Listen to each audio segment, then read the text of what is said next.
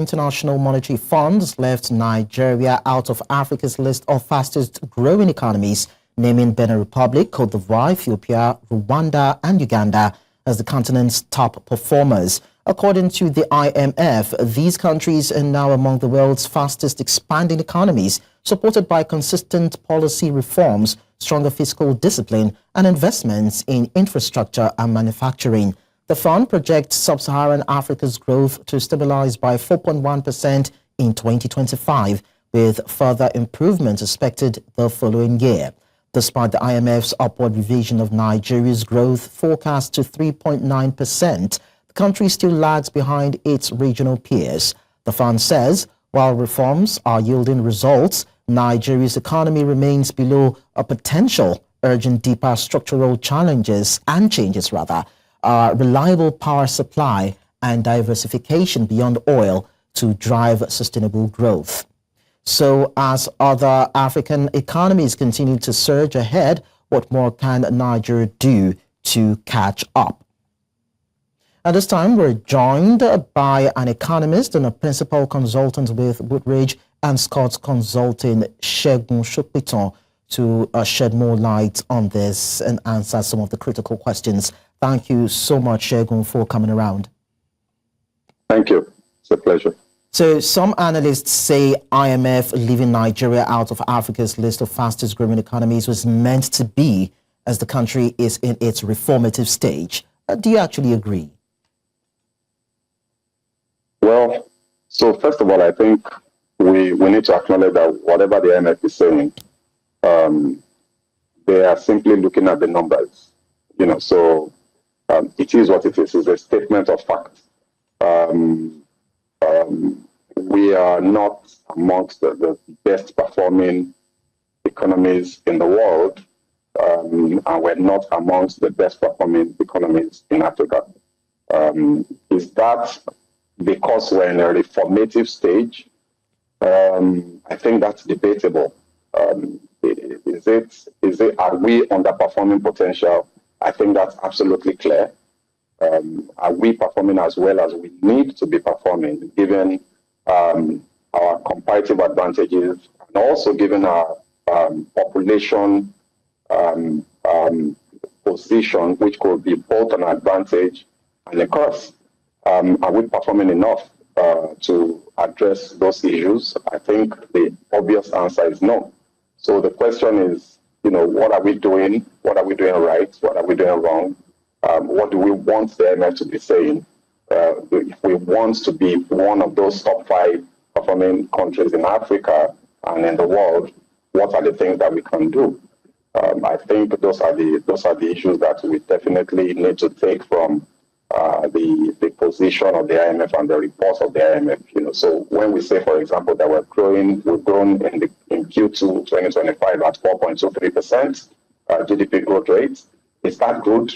Is that something to be celebrated? What stance should we have as a people, and what stance should our government take towards that number? Are we supposed to roll out the drums and celebrate, or do we, nod in some sort of acknowledgement that, okay, maybe we're headed in the right direction, but what more can we do, and where do we need to be? So there are lots and lots of questions to consider. Okay, so if according to you, Segun, that based on performance, it is abysmal when you look at the reforms and its implementation, if we're to not look at the immediate and we are to project, does it now mean that these current reforms by government might not even put Nigeria's economy in a better place in years to come too? First of all, I think that the reforms, it's still very debatable whether these reforms are the steps that Nigeria actually needs to take to achieve the kind of growth and development we need to achieve. Look, this is debatable. And I tend to hold a position that runs against popular mainstream economic policy. The neoliberal perspective, free market economies, removal of subsidies, and all of those ideas, I have very significant reservations about them, because I have seen that no one single formula works for every country. And as a matter of fact, the agencies and the international, multilateral institutions that push these ideas, the countries that are their main funding owners, shareholders, don't necessarily follow these policies. So you could argue that maybe they're at a different stage of their, national economic journey, and therefore they can afford to subsidize certain things, and they can afford not to follow standard liberal economic policy. But the truth of the matter is that if you then look around the world, look towards the east, look at what China has been doing in the last 30 years, look at what India has been doing in the last 30 years, look at what Japan and Korea has been doing, then look at the Asian tigers, Malaysia, the Indonesias of this world, you find that every country, every one of those countries that have done well have charted their own course and have approached the development question based on their own local realities. And for me, I think that that's what we need to do as a country. I don't think that removing subsidies, and floating our currency was necessarily the best, and definitely wasn't the only policy direction or course of action that was available to us to deal with the challenges that we're facing in the moment. I think that we needed, and we can be more creative, we can think deeper and find our own solutions. So whether it's working or not is one question. Whether it's what we should have done is another question that we definitely didn't think enough about as a country. And I think that in the short term, the results are clear. Things are much more difficult for everybody. Will things get better in the medium to long term? The answer is blowing in the wind, because for that to happen, there has to be accountability, there has to be transparency. Okay. The funds, just in the funds that we have saved, the savings that we have made, have to be judiciously applied, systematically and deliberately, intentionally, to very specifically targeted sectors of the Nigerian economy for that medium to long-term benefit to accrue to Nigerians. And I don't see that happening. So I have my doubts. Okay, so clearly you have reservations about the policies of this administration, which, according to some, were actually even induced by the World Bank and the IMF. So if that does not work for you, what are those kind of policies you think would address Nigeria's peculiarities and, of course, accelerate its economic strength, probably in the next few months, thereabouts? I don't think we can do anything about the next few months, because that horse has left, is bolted out of the stable. We can't pull it back. Subsidies have been removed. Our currency has been floated. There's nothing we can do about that other than to manage the consequences and ensure that we achieve stability, which the CBN has done pretty well in the last 6 months to 1 year. But in terms of what policy alternatives are available to us, not for the next few months, but for the next few years, I think that one of the things that I think we definitely need to do is to look away from managing our economy from the macroeconomic indicator chasing perspective.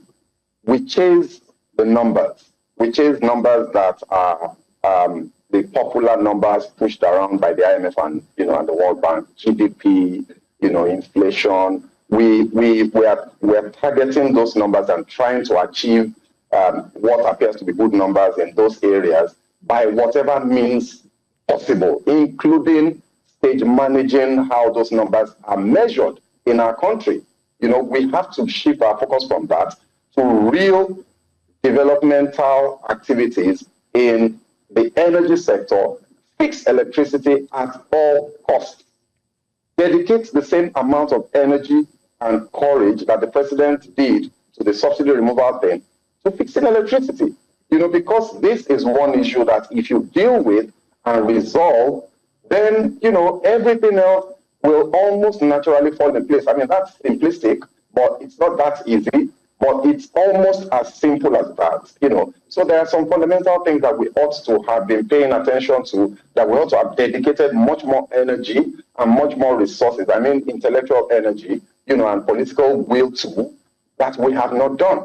And for me, those are the things that we are supposed to be pursuing, not pursuing GDP growth rate that actually in truth means absolutely nothing to the man on the street. If your electricity generation and distribution increases, for example, to just 10,000 megawatts, the average man on the street will feel it, and his personal economy will improve significantly. Just that little improvement from 6,000 to 10,000, people will feel it. If you move to 20,000, prosperity will be greater. So I think that direction is probably what we need to be looking at rather than pursuing macroeconomic data numbers. Okay, so finally now, of course, we're looking at, you're talking about the numbers as regards the reality on ground, and we see that inflation appears to be easing, but yet growth is still modest. So does it mean that these stats being rolled out by the NBS and other arms of government in a couple of months are not a true reflection, or should we say are just propaganda, so to speak, to mask the realities that Nigerians are facing, mildly put? We don't call it outright propaganda. I think that would be too strong and too far on the spectrum to move.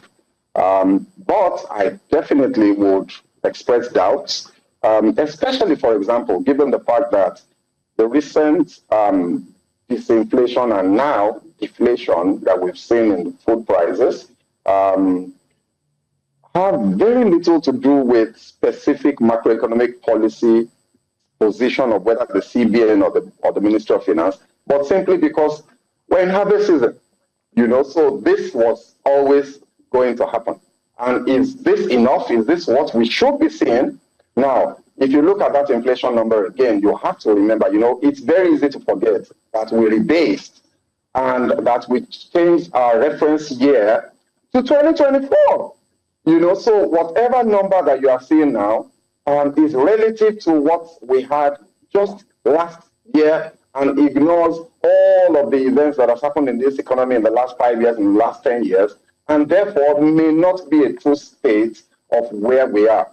Is our food prices coming down? Absolutely. Is inflation decelerating? Absolutely. But by what rate and to what level?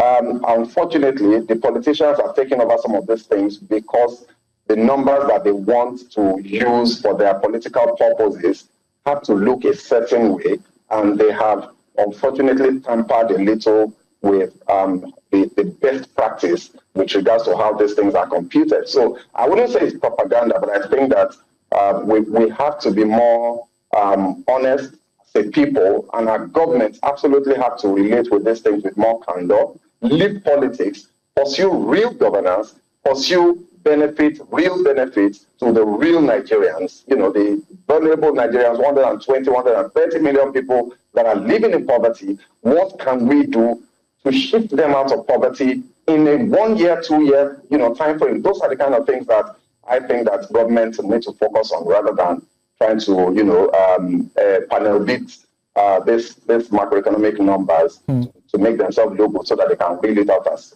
performance and achievements towards the next elections. Well, it is what it is. Thank you so much, Segun Sopitan, for sharing your thoughts with us on the news. It was my pleasure. Have a good evening.